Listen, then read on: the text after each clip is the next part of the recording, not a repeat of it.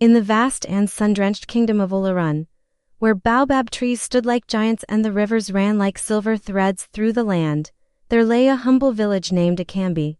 It was a place of peace and rhythm, drums at dusk, children's laughter echoing in the breeze, and tales passed from the elders' lips like ancient songs. In this village lived a girl named Amina. She was the daughter of a yam farmer and the granddaughter of Mama Folktale, the oldest and wisest woman in Akambi. Her skin was the shade of rich earth, her eyes sharp as the edge of a sharpened stone, and her mind unmatched. While other girls played in the river or braided one another's hair, Amina sat by the fire each night, listening to her grandmother's stories, not just to be entertained, but to learn. Every riddle holds a truth, Mama Folktale often said, tapping her gnarled finger on Amina's forehead. But only those who think before they speak can unlock it. Amina took these words to heart. She didn't own silk wrappers or jewelry. She walked barefoot, but when she spoke, even elders leaned in to listen. Her wisdom came not from scrolls but from observation, curiosity, and a love for truth. Far away, in the grand city of Adanre, the capital of Ulurun, the palace shimmered like a jewel. Within it lived Prince Tade, the only son of King Obakin.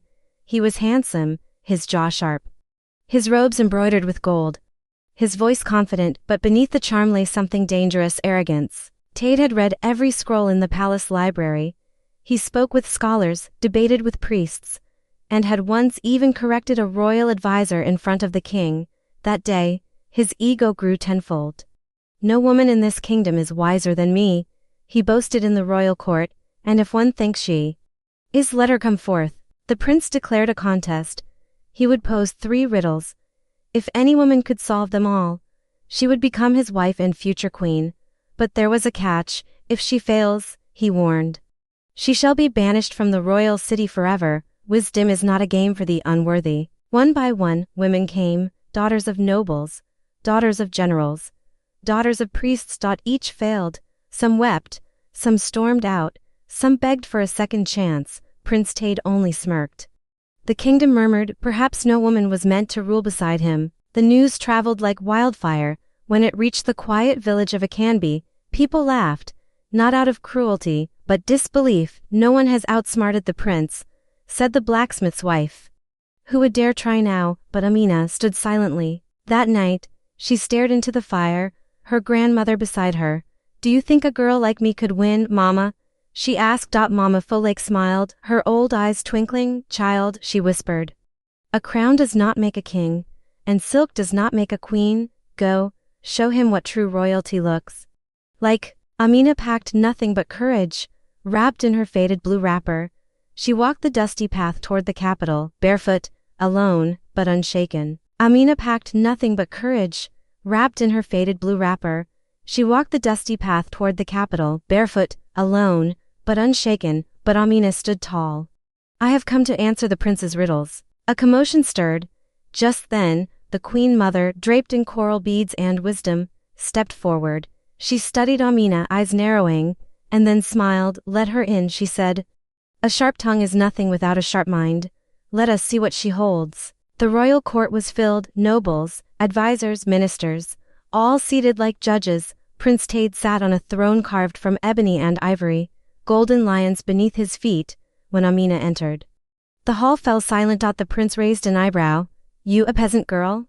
You think you can beat me? Wisdom, Amina said calmly, does not ask where you were born. The first riddle, what grows without roots, rises without wings, and can shatter mountains, yet has no hands? The court murmured. Amina barely paused. A thought, it grows in the mind, rises without wings, and the right thought can destroy nations or build them. Prince Tade's smirk faded. The courtiers gasped. The second riddle, I speak without a mouth, I echo without ears, I have no body, but I come alive when you call. Amina said simply. An echo. Correct again. Whispers filled the room. Some advisors leaned in. The queen mother hid a proud smile. The third riddle, what has 2 faces but only tells the truth to those who see beyond skin? A long silence. The prince sat forward, eyes locked on Amina. She smiled. A mirror. It shows you the face you present, and the one you hide. But only those who look deeper see the truth. The court erupted. Some clapped, some sat stunned. The prince said nothing. Instead of bowing in respect, Prince Tade rose in a storm of anger. His face, once calm and collected, was now twisted in disbelief and bruised pride. The golden embroidery on his robe shimmered under the torchlight as he pointed toward Amina.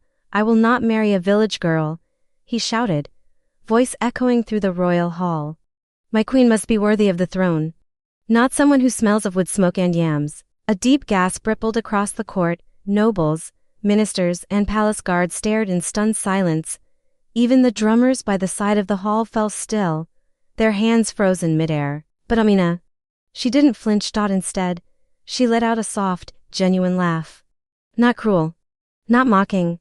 A laugh filled with the calm certainty of someone who had nothing to prove, and nothing to lose. She met his gaze, unshaken, unbent. "Then you are not a prince," she said firmly, her voice rising like a steady drumbeat. "For a true king does not fear the truth. A true king does not measure worth by clothing or lineage. He knows that wisdom is finer than gold, and pride is the heaviest crown of all, and it breaks the neck that wears it." Her words cut through the air like a sharpened blade. The Queen Mother, who had watched silently from her high seat, now rose with the power of a matriarchal storm. Her royal wrapper swept the floor as she stepped forward, her face unreadable, until she spoke.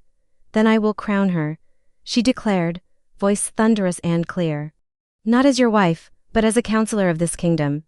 If you are too blind to see the diamond before you, then let the kingdom see what true royalty looks like." There was a pause. All eyes turned to the king, King Obiakin, who had observed the entire exchange with wise, weary eyes, slowly sat forward.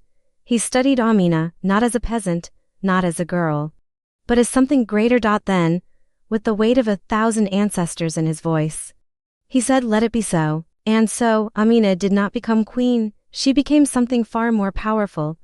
She was appointed to the Royal Council of Olaran, the first woman in generations to ever sit beside chiefs, generals, and sages. Her seat was carved from the same ebony as the king's, a symbol that her words were to be heard, respected, and remembered. She wore no golden crown, but when she spoke, kings listened. In time, the palace maids began to wear their heads high.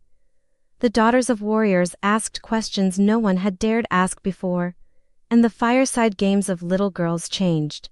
They no longer played princess and prince, they played Amina and the court. Her story swept across Olaran like wildfire. From mountain villages to river markets, people sang her name. Griots, the kingdom's storytellers, carved her wisdom into songs that echoed through generations. Even old ministers who once laughed at her now quoted her proverbs.